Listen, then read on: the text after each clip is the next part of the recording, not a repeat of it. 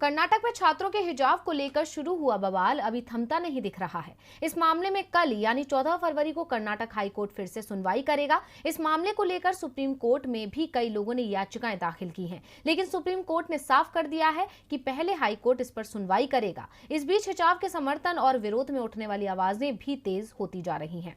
Corona महामारी की तीसरी लहर कमजोर होने के बाद देश भर में स्कूल कॉलेज खुल रहे हैं तो कर्नाटक में बंद किए जा रहे हैं, और ये सब हो रहा है कॉलेज के क्लासरूम में प्रवेश को लेकर शुरू हुए एक विवाद के चलते।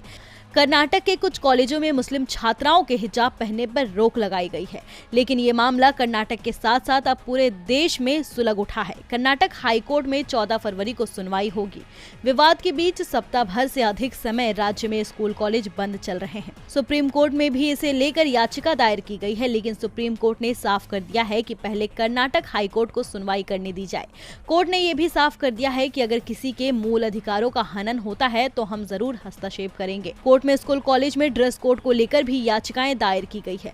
इस बीच AIMIM सांसद ओवैसी ने हिजाब के समर्थन में कहा कि अगर बेटियां हिजाब पहनने का फैसला करती हैं तो उन्हें कोई रोक नहीं सकता। बेटियां हिजाब नकाब पहनकर कॉलेज भी जाएंगी, कलेक्टर भी बनेगी, बिजनेसमैन भी बनेगी और एक दिन इस देश में हिजाब पहनने वाली एक बच्ची प्रधानमंत्री भी बनेगी। दूसरी ओर कर्नाटक के उडुपी से बीजेपी विधायक रघुपति भट्ट को इसके पीछे विदेशी साजिश दिखाई दे रही है। उन्होंने इस विवाद की जांच राष्ट्रीय जांच एजेंसी यानी NIA से कराने की मांग की है। बीजेपी विधायक का दावा है कि पाकिस्तान को छोड़कर कोई भी देश इसका विरोध नहीं कर रहा है। इस बीच PDP नेता महबूबा मुफ्ती ने बीजेपी सरकार की रणनीति पर ही सवाल उठा दिए हैं। महबूबा ने कहा है कि बीजेपी अल्पसंख्यकों को दबाने की कोशिश कर रही है। वो लोग सिर्फ हिजाब पर ही नहीं रुकेंगे, बीजेपी की रणनीति इसके आगे भी जाने की है। यूपी चुनाव में मायावती ने प्रचार में अपनी पूरी ताकत लगा दी है। चुनाव प्रचार में मायावती सभी पार्टियों पर जमकर निशाना साध रही हैं। खासतौर पर बीजेपी और सपा पर वो तीखे तंज कस रही हैं। बीएसपी चीफ ने योगी सरकार की नाकामी गिनाते हुए निशाना साधा है। क्या कुछ कहा मायावती ने, देखिए ये रिपोर्ट। यूपी में कल दूसरे चरण का मतदान होना है। तीसरे चरण में 20 फरवरी को वोटिंग होनी है। मतदान का समय जैसे जैसे करीब आता जा रहा है, राजनीतिक दलों की भाषा उतनी ही ज्यादा तल्ख होती जा रही है। बीएसपी की स्टार प्रचारक और पार्टी चीफ मायावती ने औरैया में जनसभा में बीजेपी पर तीखे तीर चलाए। इसके बाद आज उन्होंने सोशल मीडिया पर भी बीजेपी को घेरा। मायावती ने ट्वीट किया, कर्ज में डूबे घुटन का जीवन जीने को मजबूर किसानों द्वारा आत्महत्या की खबरें विचलित करती हैं, किंतु अब बेरोजगार युवाओं द्वारा भी आत्महत्या करने की विवशता ने राष्ट्रीय चिंता, बेचैनी और आक्रोश को और बढ़ा दिया है। फिर भी विकास और इंडिया शाइनिंग जैसा बीजेपी का दावा कितना उचित। बीजेपी की ओर से संसद में भी बेरोजगारी की समस्या से इनकार करना इनकी ये गलत और अहंकारी सोच नहीं है तो और क्या है। कौन युवा बेरोजगारी का ताना और अपमान सहना चाहता है। बीजेपी के लोग अपनी संकीर्ण सोच और मानसिकता को त्यागें, तभी देश का कुछ भला संभव। बता दें कि उत्तर प्रदेश के योगी राज में एक और किसान ने अपनी जान ले ली। भारी बारिश की वजह से फसल को हुए नुकसान के बाद जटाऊ गांव में एक 27 वर्षीय किसान को अपनी जान लेने वाला कदम उठाना पड़ा। हाल ही में केंद्रीय गृह राज्य मंत्री नित्यानंद राय ने राज्यसभा में भी ये बताया कि देश में कर्ज और दिवालियापन के कारणों से साल 2018 से 2020 के बीच आत्महत्या के 16,091 मामले रिपोर्ट किए गए थे। यूपी के इस चुनावी समर में अब शिवसेना सांसद संजय राउत का भी बयान सामने आया है। संजय राउत ने यूपी चुनाव को लेकर एक बड़ा दावा किया। संजय राउत ने अपना समर्थन सपा प्रमुख अखिलेश यादव को देने की बात कही है। क्या कुछ कहा राउत ने, देखिए ये रिपोर्ट। गोवा विधानसभा चुनाव के बाद शिवसेना की नजरें अब लोकसभा चुनाव पर हैं। शिवसेना ने इसके संकेत भी दे दिए हैं। हालांकि इस बार शिवसेना युवा नेतृत्व में लोकसभा चुनाव में ताल ठोकती नजर आएगी। शिवसेना नेता संजय राउत ने कहा कि शिवसेना आदित्य ठाकरे के नेतृत्व में देश भर में लोकसभा चुनाव लड़ेगी। संजय राउत ने कहा कि जल्द ही आदित्य ठाकरे के नेतृत्व में पार्टी उत्तर प्रदेश का भी दौरा करेंगे। वहीं यूपी विधानसभा चुनाव को लेकर संजय राउत का बड़ा बयान सामने आया है। राउत ने दावा किया है कि अखिलेश यादव ही यूपी में अगले CM होंगे। राउत ने कहा कि यूपी के चुनाव में समाजवादी की अगुवाई में अगली सरकार बनेगी। अखिलेश यादव यहाँ अपनी सरकार बनाने जा रहे हैं। बीजेपी इस बार अखिलेश से नहीं जीत पाएगी। अखिलेश यादव जनता के बीच रहकर जनता के लिए काम करते हैं। संजय राउत के मुताबिक महाराष्ट्र में महाविकास अघाड़ी गठबंधन की सरकार का नेतृत्व कर रही शिवसेना ने यूपी में समाजवादी पार्टी का समर्थन करने का फैसला किया है। महाविकास अघाड़ी के एक अन्य सहयोगी दल राष्ट्रवादी कांग्रेस पार्टी के मुखिया शरद पवार पहले ही यूपी में समाजवादी पार्टी को समर्थन देने की घोषणा कर चुके हैं। शरद पवार ने कहा था कि उनकी पार्टी उत्तर प्रदेश में चुनाव लड़ेगी। उन्होंने ये भी कहा कि एनसीपी उत्तर प्रदेश में समाजवादी पार्टी और कुछ अन्य छोटी पार्टियों के साथ गठबंधन करेगी और बीजेपी को सत्ता से बाहर का रास्ता दिखाएगी। गौरतलब है कि पश्चिम बंगाल की मुख्यमंत्री ममता बनर्जी ने भी लखनऊ आकर समाजवादी पार्टी के नेता अखिलेश यादव का समर्थन करने की घोषणा की है। उत्तराखंड में बीजेपी मुश्किल में फंसी दिखाई दे रही है। बीजेपी की परेशानी अब उसके नेताओं के बयानों में भी दिखाई देने लगी है। देवभूमि के नाम से पहचाने जाने वाले उत्तराखंड में चुनावी रैलियों के दौरान बीजेपी नेताओं की जुबान जमकर फिसल रही है, या यूं कहें कि हार देख वो अपना मानसिक संतुलन खोते दिख रहे हैं। बीजेपी नेता अब अपशब्दों पर उतर आए हैं। पहले तो असम के सीएम हिमंत बिस्वा शर्मा ने राहुल गांधी को लेकर विवादित बयान दिया, तो अब केंद्रीय गृह मंत्री अमित शाह ने हरीश रावत को संकेतों में कुत्ता कह दिया। शाह की अमर्यादित टिप्पणी पर कांग्रेस भड़क उठी है। उत्तराखंड में कल मतदान होगा और चुनाव प्रचार थम चुका है, लेकिन चुनाव प्रचार के अंतिम दिन केंद्रीय गृह मंत्री अमित शाह का एक बयान आज दिन भर चर्चाओं में बना रहा।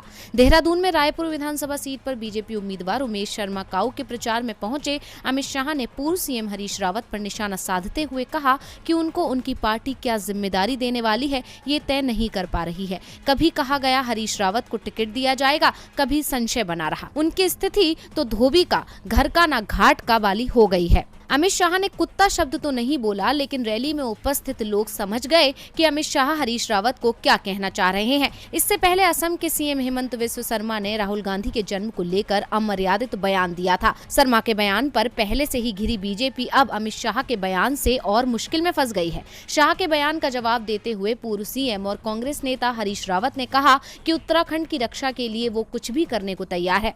रावत ने ट्वीट किया, एक उत्तराखंडी को गाली देने का क्या मतलब है? अमित शाह जी, आपके इन शब्दों ने उत्तराखंडियों के प्रति भाजपा की निकृष्ट सोच को प्रदर्शित कर दिया है। मैं भगवान भैरव का भक्त हूँ। उत्तराखंड और उत्तराखंडियत की रक्षा के लिए मुझे जो कुछ करना पड़ेगा मैं करूंगा। जय उत्तराखंड, जय उत्तराखंडियत। अपने ट्वीट के साथ हरीश रावत ने एक वीडियो भी पोस्ट किया है, जिसमें उन्होंने कहा कि केंद्रीय मंत्री और दूसरे राज्यों के मुख्यमंत्री उत्तराखंड आ रहे हैं, वो मुझ जैसे छोटे कार्यकर्ता पर लठ बरसा रहे हैं। अमित शाह ने मेरे घर की सभा में कह दिया, धोबी का घर का ना घाट का। केवल कुत्ता नहीं कहा। कुत्ता तो भैरव का अंश माना जाता है, लेकिन मैं उनकी नजर में कुत्ता हूँ तो भी उत्तराखंड का ही हूँ ना। बोलूंगा तो उत्तराखंड के लिए ही, उनकी नजर में भौंकूंगा तो उत्तराखंड के लिए। लेकिन याद रखिए, अगर उत्तराखंड के हितों में चोट पहुंचेगी तो मैं भौंकने के साथ काटूंगा भी। सोशल मीडिया पर भी अमित शाह की टिप्पणी को लेकर उन्हें दिन भर घेरा गया।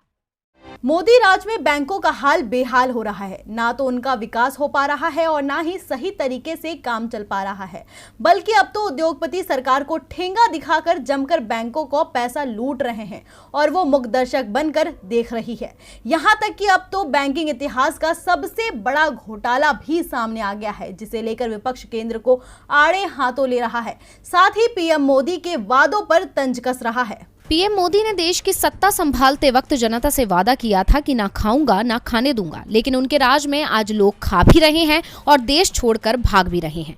विजय माल्या, नीरव मोदी, ललित मोदी ने इस कदर बैंकों का पैसा लूटा कि उस नुकसान से वो अब तक उभर नहीं पाए हैं। वहीं अब सरकार के राज में बैंकिंग इतिहास का सबसे बड़ा घोटाला सामने आया है। सीबीआई ने एसबीआई की शिकायत पर जहाज निर्माण कंपनी एवीजी शिपयार्ड लिमिटेड, उसके चेयरमैन और प्रबंध निदेशक ऋषि अग्रवाल के खिलाफ धोखाधड़ी का मामला दर्ज कर लिया है। कंपनी और उसके निदेशकों पर एसबीआई के नेतृत्व वाले 28 बैंकों के समूह से 22,842 करोड़ रुपए की कथित धोखाधड़ी का आरोप है। गुजरात के दहेज और सूरत में एबीजी समूह की ये शिपयार्ड कंपनी पानी के जहाज बनाने और उनकी मरम्मत का काम करती है। अब तक ये कंपनी 165 जहाज बना चुकी है। अधिकारियों ने कहा कि एबीजी पर स्टेट बैंक ऑफ इंडिया के नेतृत्व वाले बैंकों के एक संघ को कथित रूप से धोखा देने का आरोप है। सीबीआई की एफआईआर के अनुसार घोटाला करने वाली दो प्रमुख कंपनियों के नाम एबीजी शिपयार्ड और एबीजी इंटरनेशनल प्राइवेट लिमिटेड हैं।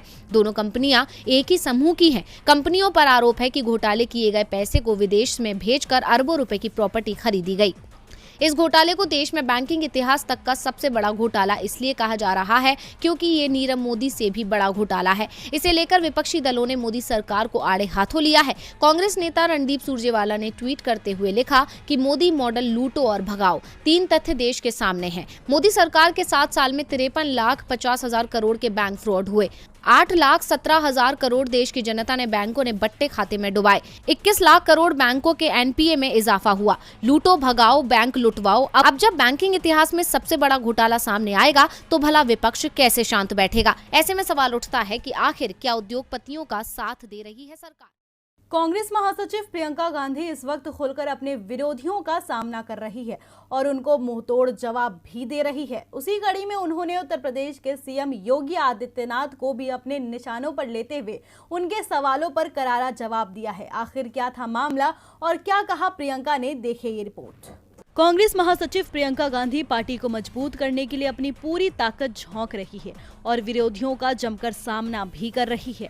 ऐसे में अब प्रियंका ने यूपी के सीएम योगी के एक बयान का पलटवार किया है। प्रियंका ने सीएम योगी को आड़े हाथों लेते हुए कहा कि योगी सरकार जानने वाली है बीजेपी नेताओं में आपस में टकराव है। योगी आदित्यनाथ, प्रधानमंत्री नरेंद्र मोदी और गृह मंत्री अमित शाह के बीच टकराव है, जबकि मैं तो अपने भाई राहुल गांधी के लिए जान तक कुर्बान कर सकती हूं। दरअसल मुख्यमंत्री योगी आदित्यनाथ ने ट्वीट कर राहुल गांधी और प्रियंका गांधी पर निशाना साधते हुए दोनों भाई बहनों के बीच आपसी विवाद की बात कही, जिस पर अब प्रियंका का पलटवार आया है। योगी आदित्यनाथ के ट्वीट पर प्रतिक्रिया देते हुए कांग्रेस महासचिव प्रियंका गांधी ने कहा कि मैं अपने भाई के लिए अपनी जान दे दूंगी और मेरा भाई भी मेरे लिए अपनी जान दे देगा, तो विवाद कौन सा? योगी आदित्यनाथ के मन में विवाद है। लगता है कि प्रधानमंत्री मोदी, अमित शाह और योगी आदित्यनाथ के बीच में जो विवाद चल रहा है उसकी वजह से वो कह रहे हैं।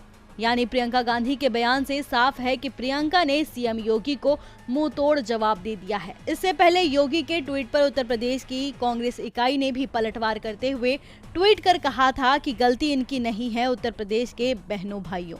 पहले चरण का झटका गहरा लगा है, असर 10 मार्च तक रहेगा। ऐसी अलल बलल बातें करते रहे तो इन्हें माफ कर देना। हालांकि चुनावों के चलते इस तरह की बयानबाजी होना आम बात है, लेकिन इसमें कोई दो राय नहीं है कि चुनाव आते ही बीजेपी की तरफ से ऊल जलूल बयान आना तेज होगा।